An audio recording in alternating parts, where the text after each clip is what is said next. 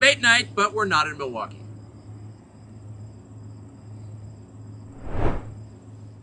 Mr. President, thanks for joining us. Thank you. Why aren't you at the Fox News debate tonight in Milwaukee? Well, a lot of people have been asking me that, and many people said you shouldn't do them, but you see the polls have come out, and I'm leading by 50 and 60 points.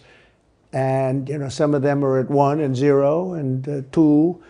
And I'm saying, do I sit there for an hour or 2 hours, whatever it's going to be, and get harassed by people that shouldn't even be running for president? Should I be doing that? And a network that isn't particularly friendly to me, frankly. They were backing Ron DeSanctimonious like crazy, and now they've given up on him. I mean, it's a lost cause. It reminded me very much of 2016. In 2016, I went through the same stuff and had to fight them all the way, and then they became very friendly after I won, or just about when I was winning. But I just felt it would be more appropriate not to do the debate. I don't think it's right to do it. If you're leading by 50, 60, I have one problem leading by 70 points, and I'm saying, why am I doing it? And I'm going to have 8 people, 10 people, whoever made the debate, I don't know how many it is, but I'm going to have all these people screaming at me, shouting questions at me, all of which I love answering, I love doing, but it doesn't make sense to do them. So I've taken a pass, as you probably noticed. Well, I did. I'm grateful that you did. It's interesting, though, because you spent a lot of your career in television. Yeah. You had a top show in television on NBC. But you don't feel the need now running for president to do television, obviously. Do you think television is declining? Well, according to a poll that I guess we just saw, it just came out where it's down like 30, 35%, but I think they were referring to cable. I think cable's down because it's lost credibility. MSNBC, or as they say, MSDNC, is so bad. It's so wrong what they write and what they do and what they say. It's fake news, as I said. I think I came up with that term. I hope I did, because it's a good one. It's not tough enough anymore. It's corrupt news. Really what you do is call it corrupt news, but somehow that doesn't play as nicely. But it is corrupt news. So you have MSNBC and you have CNN, who's absolutely doing no ratings at all. I mean, they're dead. But they're doing none because they don't have credibility. They really don't have credibility. Fox is way down, as you know.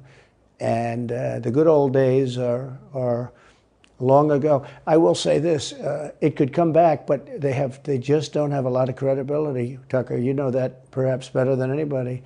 I think it was a terrible move getting rid of you. You were #1 on television, and all of a sudden we're doing this interview, but we'll get bigger ratings using this crazy forum that you're using than probably the debate or competition. When you say there are people on stage who shouldn't be running for president, who do you mean? Well, I don't want to really use names, but it wouldn't matter too much. A guy like, I call him Ada Hutchinson.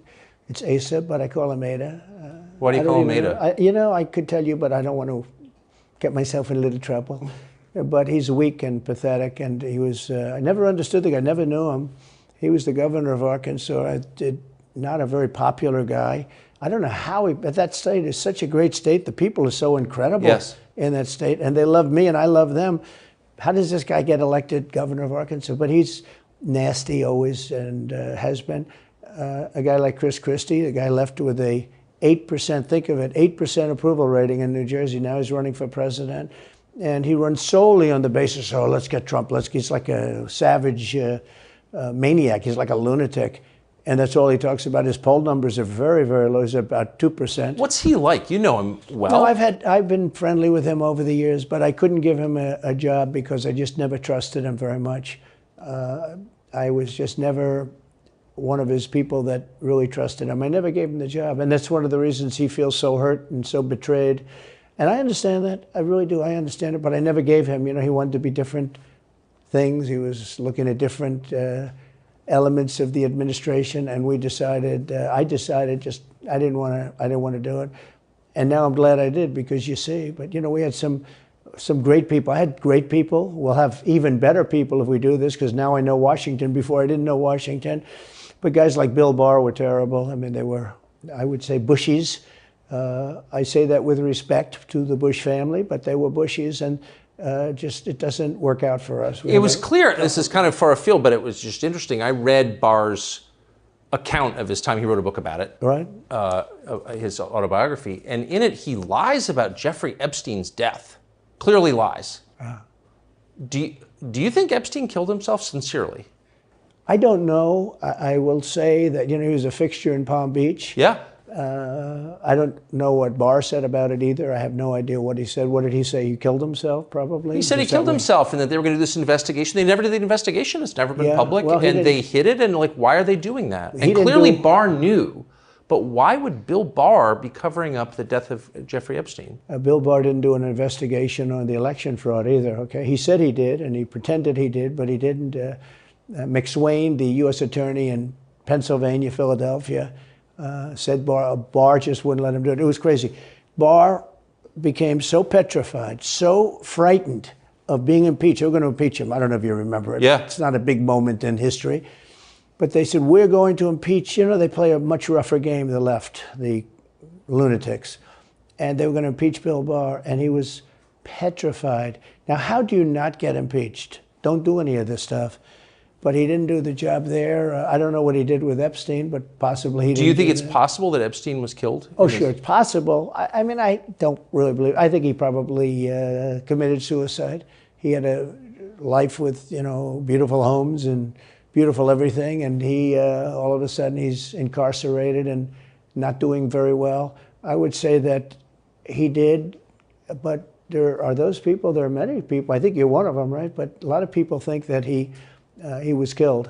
He knew a lot on a lot of people. He was killed. You think so? I think the closer you look, I'm not a conspiracy person at all. I believe everything I hear.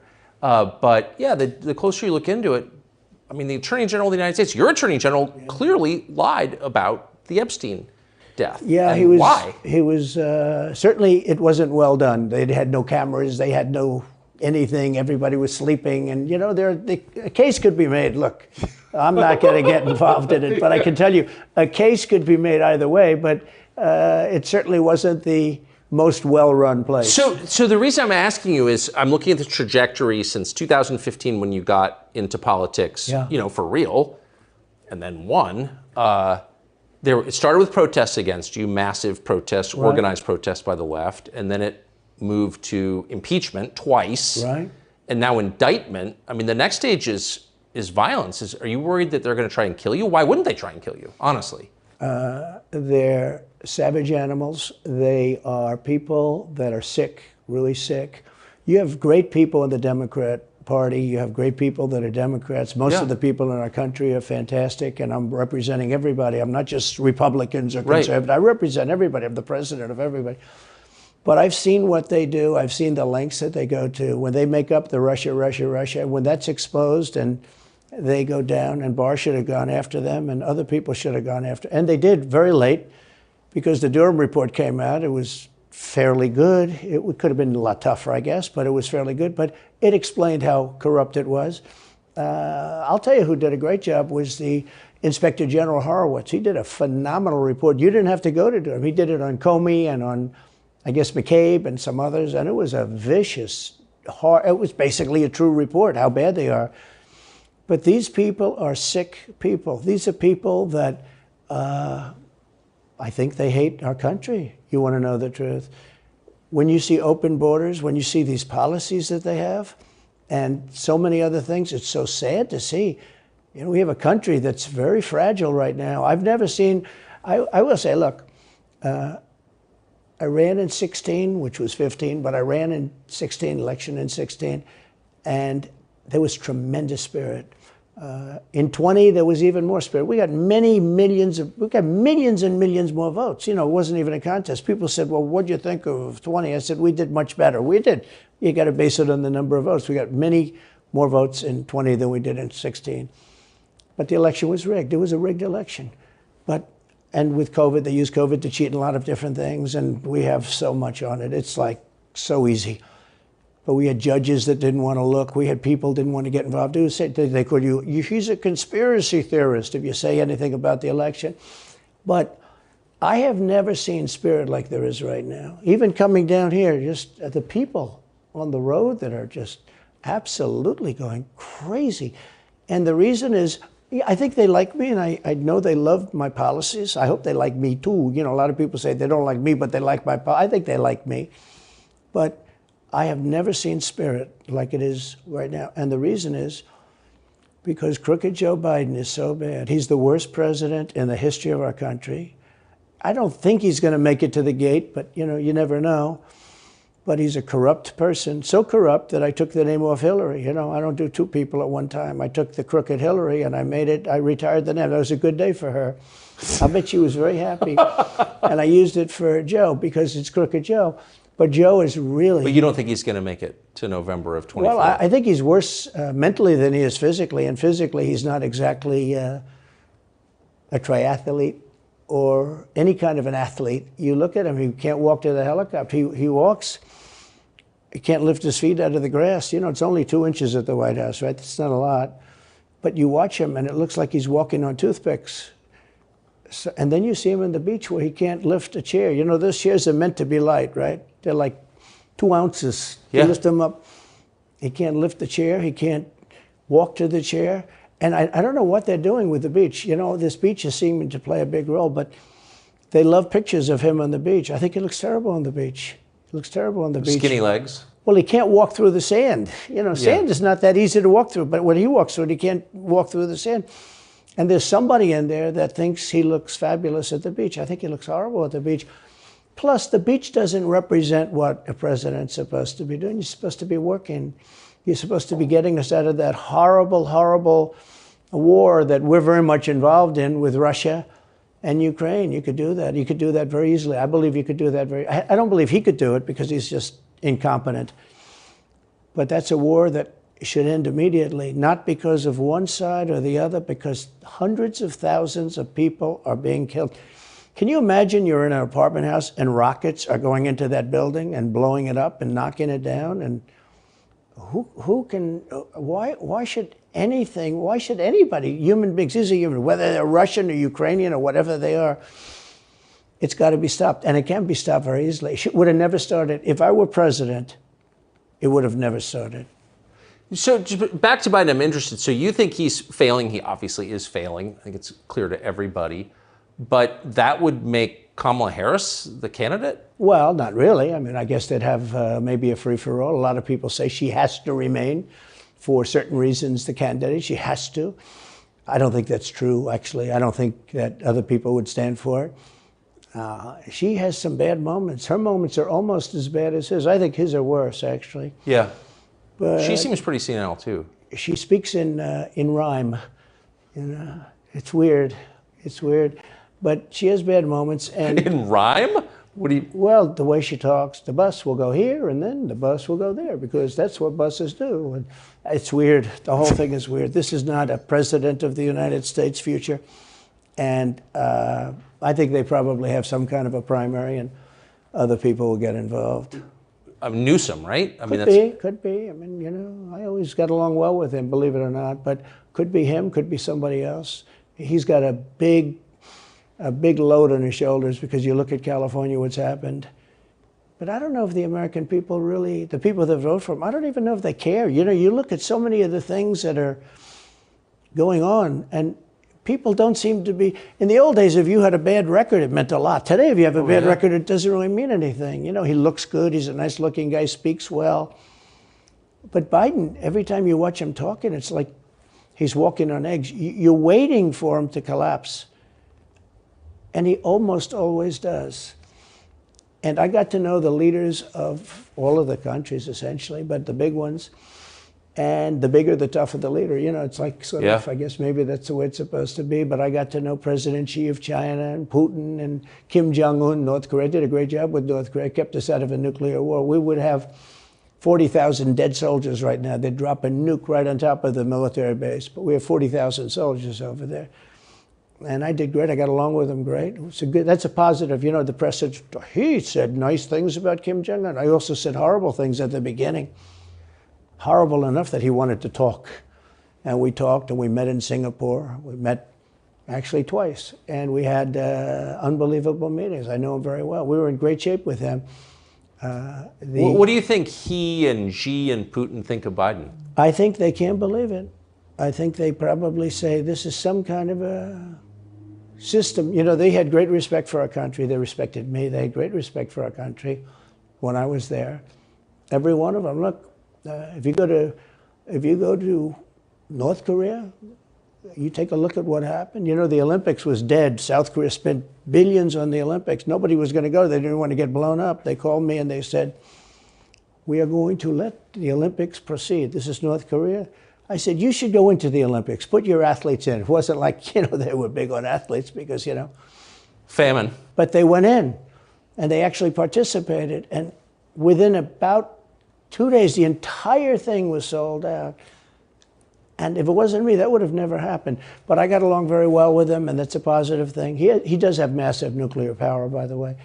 And if Hillary would have gotten in, or if the Obama thought process continued, it would have been a nuclear war, absolutely, with North Korea. He was expecting to go into a war, and it would have been a nuclear war.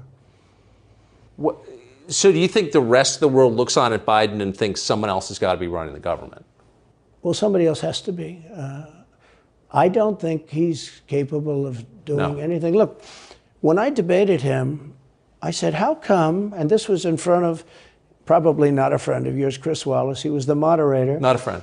I said, why is it he wants to be Mike, but he doesn't have the talent? It's one of those bitchy little man. He wanted to be his father, but he didn't have the talent of his father was great. He's a little fussy man. His father interviewed me in 60 Minutes. It was actually a 10. Can you believe it? No, I totally believe his father had talent, at least. I may have been the only guy that he gave a good 60 Minutes to. He was rough. Really? His father was tough. He was great, though. He was great at what he did. But Chris Wallace was so upset.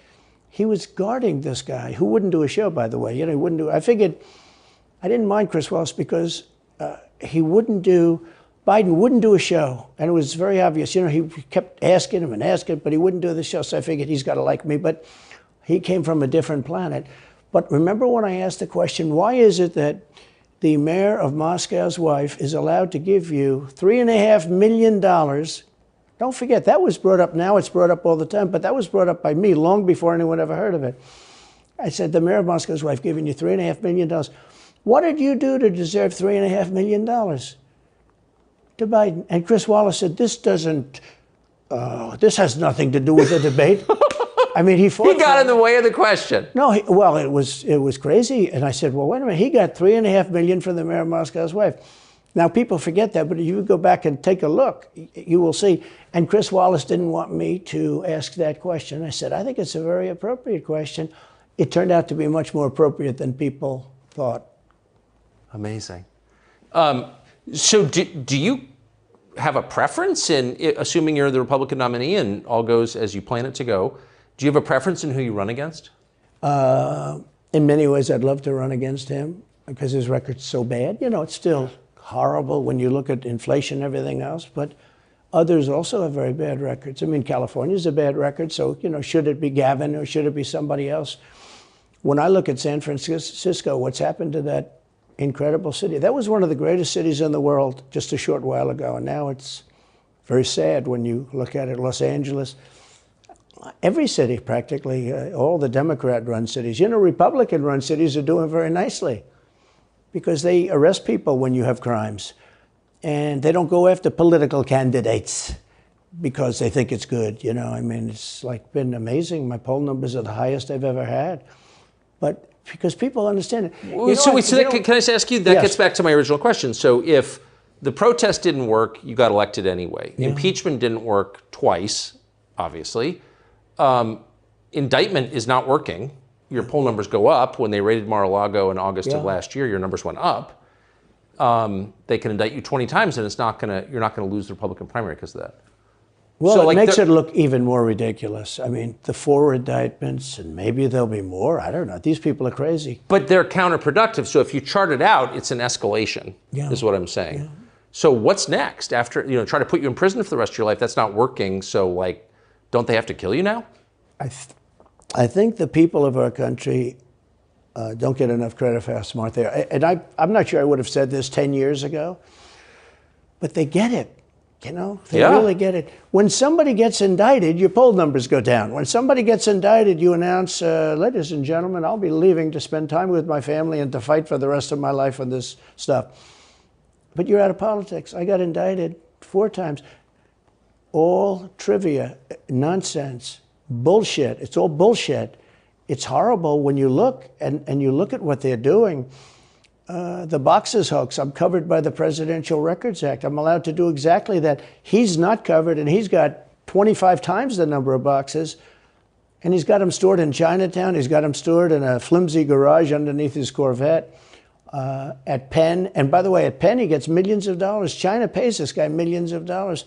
See, I think he's the most corrupt president we've ever had. And he also has the distinction of being the most incompetent. And I believe both. I mean, he's both incompetent and corrupt. So and I actually believe he's compromised because China knows so much about him. They know where the money comes from. They know where it is, who paid it, and they probably paid it. Well, they do pay Penn, and he gets $1 million. I think he takes $999,000 because, keeps it a little bit under $1 million, like by $1. But he, in many ways, is a Manchurian candidate. We have a Manchurian candidate, and he's afraid to tell Russia to get out of Cuba. He's afraid to tell China to get out of Cuba. He's afraid. China now is building, think of this, China is building military installations in Cuba. The Cuban population of Miami is not too happy because they're never going to be able to go back. And you don't even hear about it. And the worst culprit is the press, the media, because normally, when I first heard that China is building installations in Cuba, and installations means military installations, okay, they said just some communication. They did that on the islands with Japan. They took the island, they started this massive construction, and they told everybody, including the Japanese have to be very careful. They told everybody that this is a housing development. They're going to build a housing development. And I said, how come the runway is 20,000 feet long? Private jets need 4,000 feet. They don't need 20,000 feet. The big ones need 20,000 feet. They don't even need 20. And I looked at the runway. I said, that's the largest runway ever built, both in width and length, for housing development. There's nobody that has a plane that big that you would have a runway that's Why that's is for China testing. allowed to conduct imperialism in our hemisphere? Well, yeah, and it's far beyond Cuba. It's all over South America. Yeah, in the Caribbean. So we built a thing called the Panama Canal. We lost 35,000 people to the mosquito, malaria. Yeah. We lost 35,000 people building. We lost 35,000 people because of the mosquito. Vicious. They had to build under nets. It was one of the true great wonders of the world. As he said, one of the 9 wonders of the world. No, it was one of the 7. It happened a little while ago, It says 9 wonders of the world. You could make 9 wonders. He would have been better off if he stuck with the 9 and just said, yeah, I think it's 9. But this is one of the true 7 wonders of the world. And you take a look at the Panama Canal. It was such an incredible engineering marvel. We sold it under Jimmy Carter. We sold it to Panama for $1. The following day, they quadrupled the amount of money that ships had to pay to get across. They didn't lose one ship. And now they've made it much bigger, and now they've widened it. They've doubled it, right? They've more than doubled it. And it's one of the most profitable things. Any time it's just incredible, right? We gave it away for $1. China now controls it. They actually control the Panama Canal. They run it, they control it. And we shouldn't let that happen. And we can't let China be in Cuba. And they'll get out. If I'm president, they'll get out. Because I had a very good relationship with President Xi, but he respected this country, he respected me. And he'll get out. And we can't let them run the Panama Canal. We built the Panama Canal. Should have never been given to Panama. We should have had it. But we gave it for $1, think of it. They quadrupled. In one day, they lifted the fees, which are, pretty big, for these massive ships to go through, right? Rather than going around the Cape and through all the tremendous storms, such beauty, it's beautiful stuff. But you didn't want to get caught in those storms. Those were storms that wiped out the biggest ships. And we go through the Panama Canal, we built it, and we gave it away for $1. Think of that, how stupid are we? We have done the stupidest things in this country. And now we have a president that can't put 2 sentences together, can't speak, can't walk, can't talk. I don't think he gets to the starting gate, but these people do miracles. I mean, he ran out of his basement, and you got away with that one because of COVID, so he sort of got away with it. They cheated on the election. But you have people that are very smart, but they're fascists and they're radical left lunatics, and they're destroying our country with the all-electric cars and the windmills all over the place, which, by the way, don't work, and they're all, most of them made in China. For the most part, they're made in China. Germany a little bit, but China. But you look at what's happening to our country, even no voter ID. I mean, why don't they want voter ID? There's only one reason they don't want voter ID, because they want to cheat. I mean, who doesn't want, you know, the Democrat convention, the last one, they had voter ID that was this big. It looked like a prison card, this big on their chest. You walked in, they had your picture, your this, your fingerprint. They had everything. The most incredible voter ID I've ever seen. That was to get into the Democrat National Convention. But to get in to vote, if you buy groceries, if you buy practically anything now, you have ID on a card, credit cards or otherwise. But don't you think it's racist to have to show your ID? Well, they probably say that. They use anything not to show ID, because voter ID is pretty simple. And we could go back, and we should go back to all paper ballots, voter ID, same-day voting. You know, France did it. France had mail-in ballots, and it was terrible. Anytime you have mail-in ballots, you're going to have massive cheating on your elections. Anytime, but not just the presidential election. Anytime you have... Isn't that the whole point of them? Yeah. So you can cheat? Oh, yeah, sure. It's their whole point. That's their whole point. They want to cheat, yeah. They have to cheat because their policies are so bad that if they didn't cheat, they couldn't get elected. Who wants open borders? Who wants high taxes? Who wants high interest rates? Who wants to not be able to use a gas stove or have to drive an electric car, which, you know, you have a 4-hour drive, but the car only goes an hour and a half, so you have to charge it. The happiest moment for somebody in an electric car is the first 10 minutes. In other words, you get it charged, and now for 10 minutes. The unhappiest part is the next hour, because you're petrified that you're not going to be found another charger. People, I'm saying, if people, I'm not knocking electric cars, they're fine. They're fine. But if people want to buy a gasoline car or a hybrid, hybrids are pretty good, actually, but they should be allowed to buy. They don't want to do any of this. So right now, California's in a big brownout because their grid is a disaster. The grid all over the country is sort of a disaster, but the grid in California.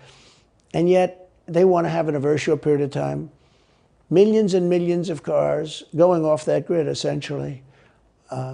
It doesn't work. So plug your car into a grid that's failing. You should be able to buy an electric car. You know, electric cars could be fine if you drive short distances and you want to have, you know, whatever, and you have plug-ins everywhere you go. They could be fine. But you got to have gasoline cars. You got to have everything. Let people buy everything. Now there's the new thing is your heating systems in the house. They don't want you to have a modern day heating system. They want you to use a heating system that will cost you at least $10,000 to buy and won't work very well. You know, none of the stuff works as well. One of the things I did with EPA is you have states, many states, most of the states have so much water. You know, it comes out of heaven, right? The water pours down and you have it. It's there. It's got to go wherever it goes, into the oceans, whatever. It's not like a big problem. Now, in some states, they have a problem. You know, you have some desert areas and all, and for that, it's okay. But they have sinks where no water comes out. You turn it on, no water comes out. No water comes out of the shower.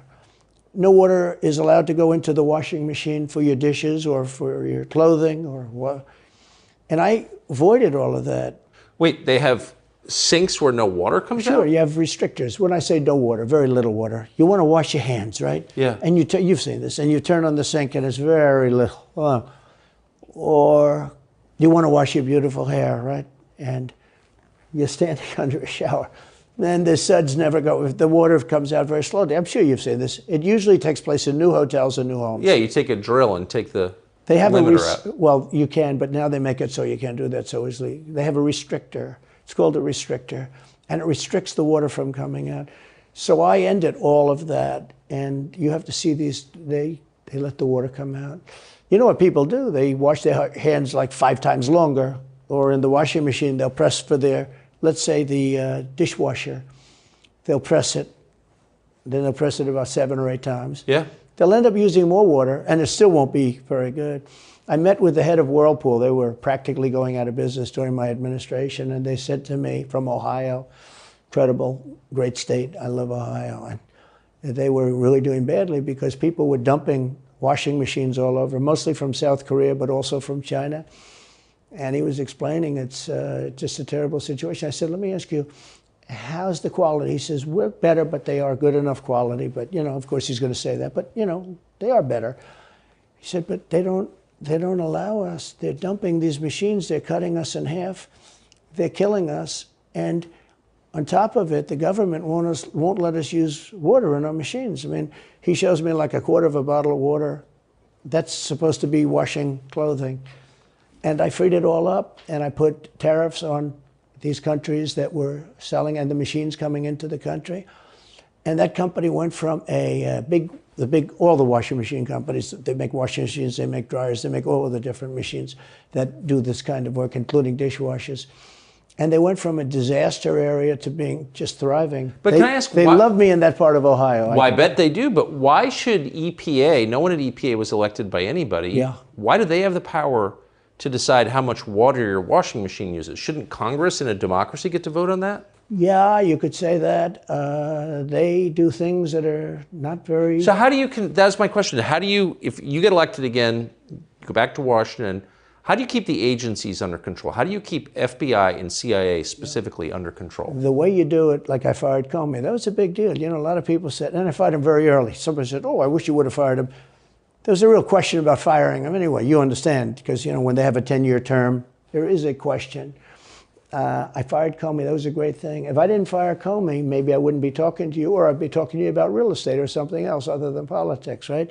That was a coup, in my opinion. That was a very sick deal. That was the insurance policy. You remember the insurance policy? Oh, she's going to win, darling. She's going to win. But just in case she doesn't, we have an insurance policy. And insurance policy was what they were doing. And we caught them with that. That was a very important tweet or whatever it was, text. It was a big deal. That was a big deal. The insurance policy. She's going to win 100 million to 1. That's not good odds. At least they gave me 1, right? 100 million to 1. But just in case she doesn't win, we have an insurance policy. And everybody said, that's strange. That's strange. But we caught all of that because I fired Comey. Because when I fired Comey, it was like throwing a rock into a hornet's nest, into a nest of bees, and the place went crazy. So when you were president, are you confident that you knew everything, say, CIA was doing around the world? No, I'm not. It's a very interesting group of people. I had very good relationships, I thought, but I was a little surprised when I got out that, things go on. Look, it's... What were you surprised by? I was surprised. I think it's some of the people. I was surprised that there was... I had a group of people. Look, we killed many, using the CIA, I have to say this, very bad actors. We were very good at it. You look at Soleimani, you look at al-Baghdadi, bigger than Osama bin Laden. I mean, Osama bin Laden, but al-Baghdadi did ISIS, and he was rebuilding ISIS very strongly. And that was the CIA that did that? That was really us that did that. Yeah. That was really us that did that. And Soleimani was us that did that, not so much CIA. But we did some very good work with the CIA. But I started, when I looked at the 51 intelligence agents saying that was the laptop from hell was Russia disinformation, when I took a look at that, I said, that's a horrible thing. They knew it wasn't. They knew it was not. And by the way, you're talking about cheating on the election? McLaughlin and Fabrizio, great pollsters, they said a thing like that plus other things meant anywhere from 10 to 17% of the vote would change. Whatever happened to Mike Pence? You've always been nice to Pence. I've never heard you criticize Pence. You've defended him in public many, many times. He's out there attacking you. What is that? So Mike wants to run for president.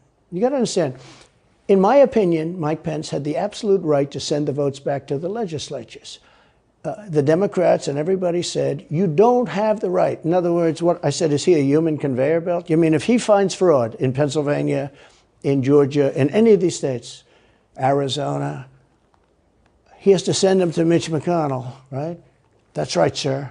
Well, if he finds fraud, he has to? Yes, sir. I said, so he's a conveyor belt. Boom, put him in. I said, I don't agree with that. And we had some lawyers, not all, we had some lawyers that said, no, you do have the right to send them back to the legislatures to be rechecked. Because if you looked at what went on in Wisconsin, who, by the way, now agree with me, Wisconsin has been virtually, other than the fact they're not allowed to do anything statutorily. But Wisconsin has been, I mean, what they found is incredible. I mean, we won Wisconsin. But Mike Pence had the right, in my opinion, to send him back. Do you ever talk to him now? No, I haven't spoken to him in a long time. I was very disappointed in him. I didn't want to do what Thomas Jefferson did. Thomas Jefferson, it was Georgia. And it was, hear ye, hear ye, the great state of Georgia is not capable or allowed to tabulate their votes. And Thomas Jefferson, who was the vice president, said, is Georgia sure that they cannot tabulate their votes? Georgia is sure. He didn't send them back and have them redo it. He said, we will keep the votes of the great state of Georgia for Thomas Jefferson and his president. I didn't ask him for that. Could have done that too, but I didn't. I thought that would be turmoil.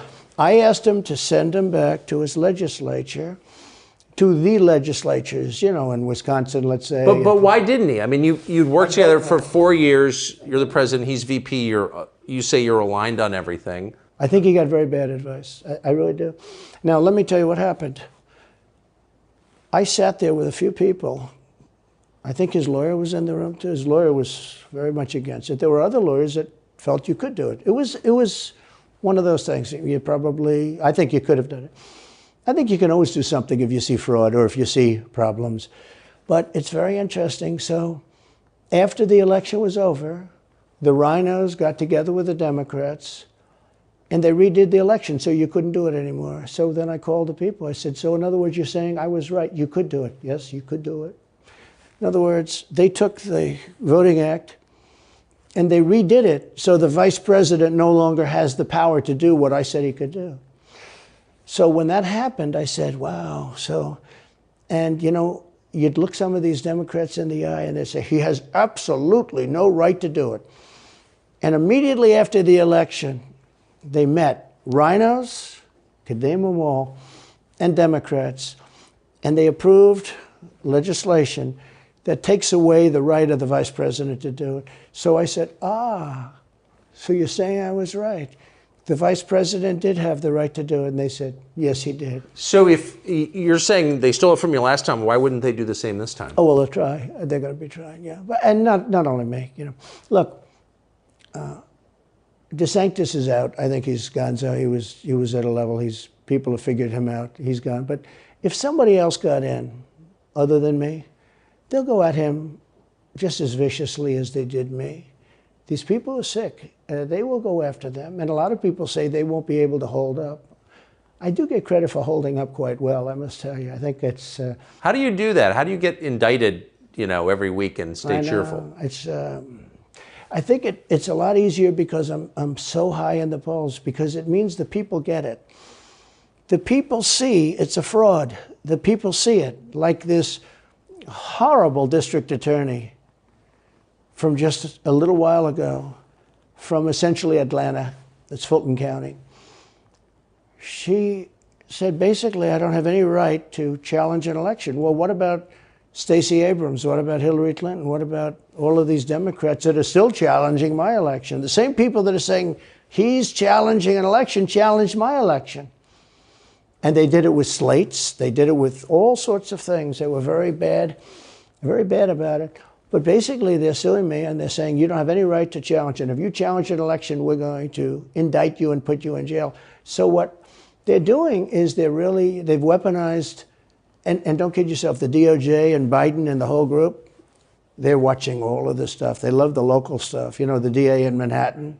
Not only that, they put one of the DOJ top people into the Manhattan DA's office to run things. They don't even have a case against me. It's not even a case. Everyone says, even the Democrats say, you can't bring these cases. You have no case.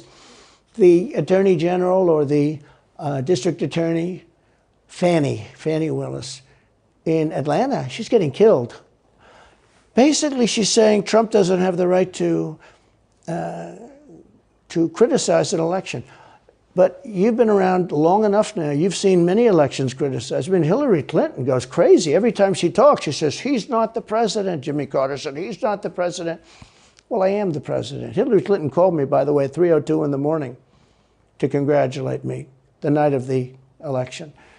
Did her voice crack? Well, her voice was, it's very different, I will say. I won't get into that. But what do you mean? Her voice was very different.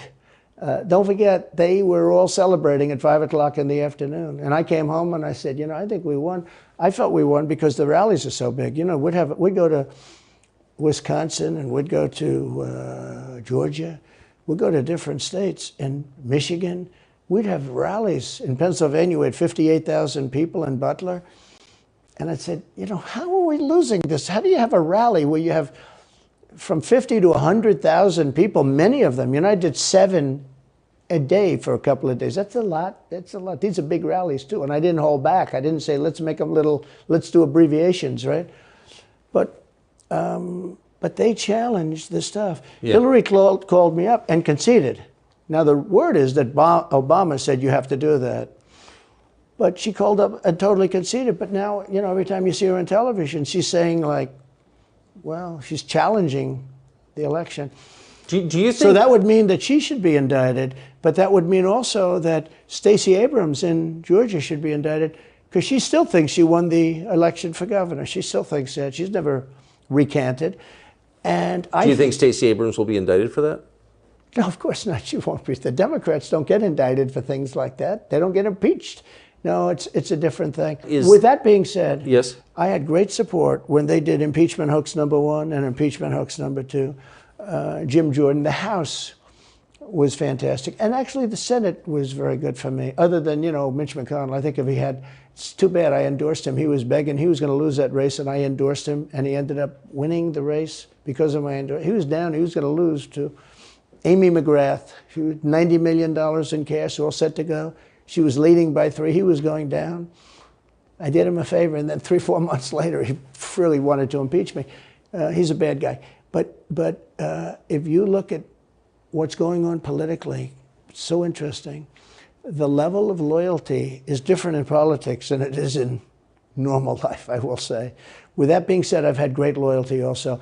But the House was fantastic. The Senate was very good. They overrode Mitch McConnell. Mitch McConnell, in my opinion, was trying to get senators to impeach me, especially for the second one.